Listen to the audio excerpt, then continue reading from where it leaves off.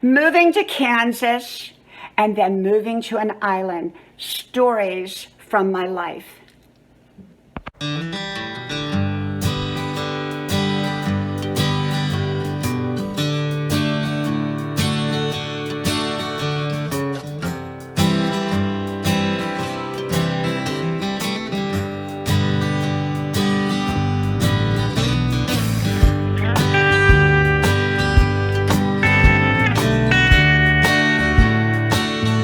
Moving to Kansas and then moving to an island. Hello, y'all. I'm Dianna Brianne. Well, I don't give advice, suggestions, information, or recommendations. I just share with you my perspective on different topics, as is with this one. I hope you like, share, subscribe to all 5 of my channels. Links are pinned at the top of the comments section below. If you connect with me, I will likely connect with you as well. Well, I've been sharing little stories, little snippets from my life, little bits and pieces here and there, not in chronological order. And I'm having fun doing so because I wanted to come up for air, so to speak. I wanted to get away from some of the heavier topics and talk about lighter topics. And some of them I've talked about before, some of the stories, and some of them I haven't, or some of them I'm giving more details. And this one was when we were living in Alabama and my husband got transferred out to Kansas. And long story short, my kids were itty bitty children. They were like 0, 1, and 2. And we had to make that move. And I remember they came and took our furniture. I loved our house in Alabama. I just loved it. And we left Alabama and we went across country with walkie-talkies, my husband in his little green truck and me in my big expedition, and away we went. And I had the 3 car seats lined up. I think he kept the baby at the time with him in the truck, and we kind of switched off periodically.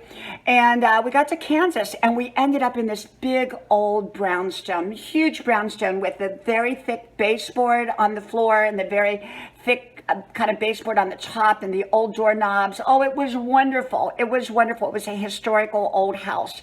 And I loved it. We had this great big hallway, which was just like a huge room, a long, huge room. We put a big screen TV in there and played all the little kids, TV shows. And we kind of blocked it off with baby gates so that it was a play area. It was wonderful.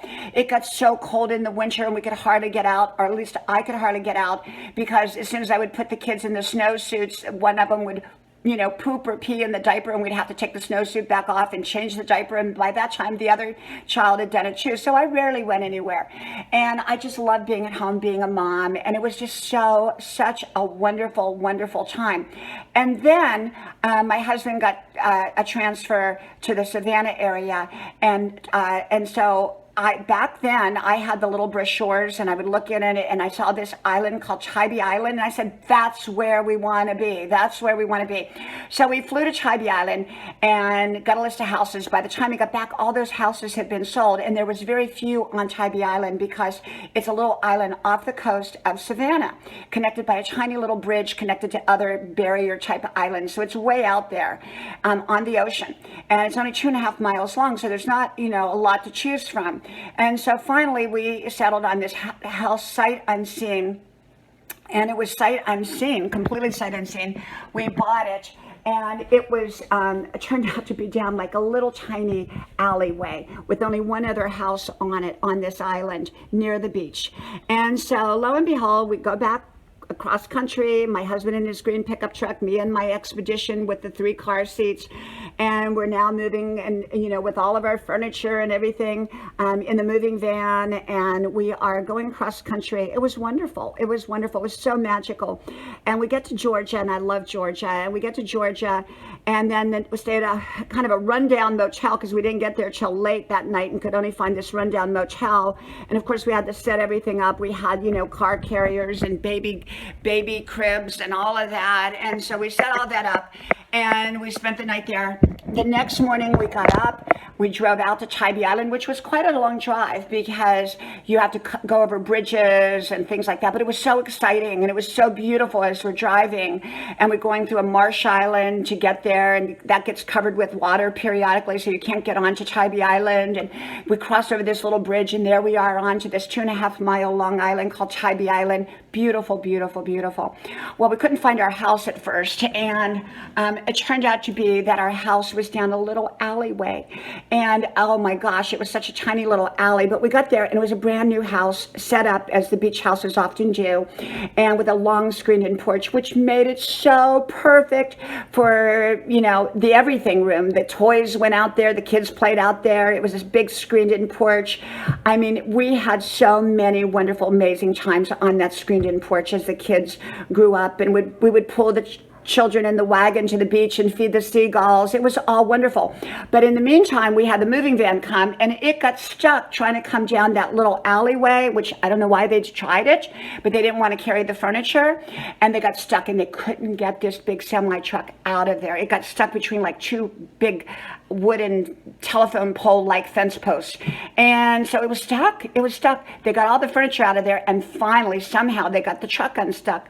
So we moved into our little beach house, and it was wonderful, amazing, an amazing time, amazing journey. And I would say that was the most magical time of my life. The kids were so small. They played on that long screened-in porch. I would sit out there with them. I would, you know, draw or color or whatever, you know, and be a mom. And I loved it.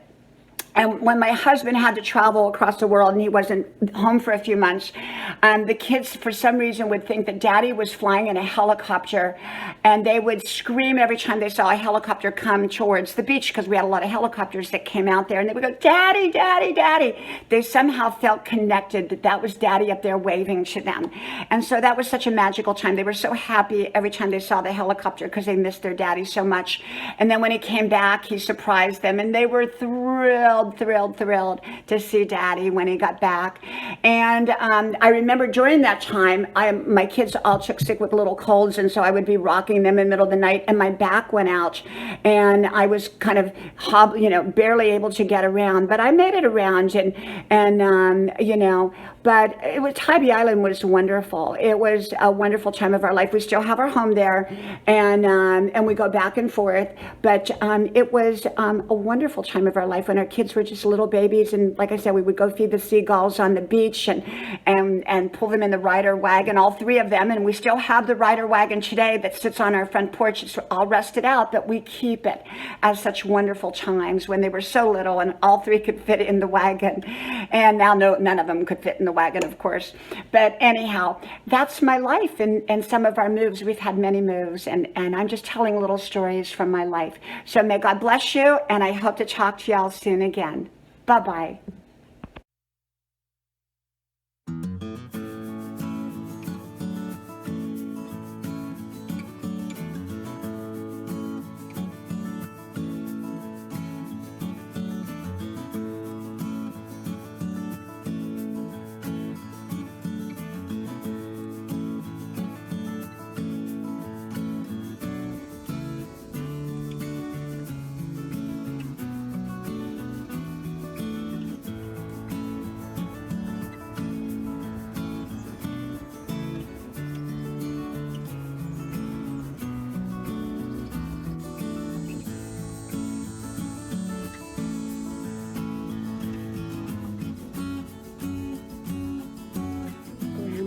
Porch, a place to relax and a place to enjoy.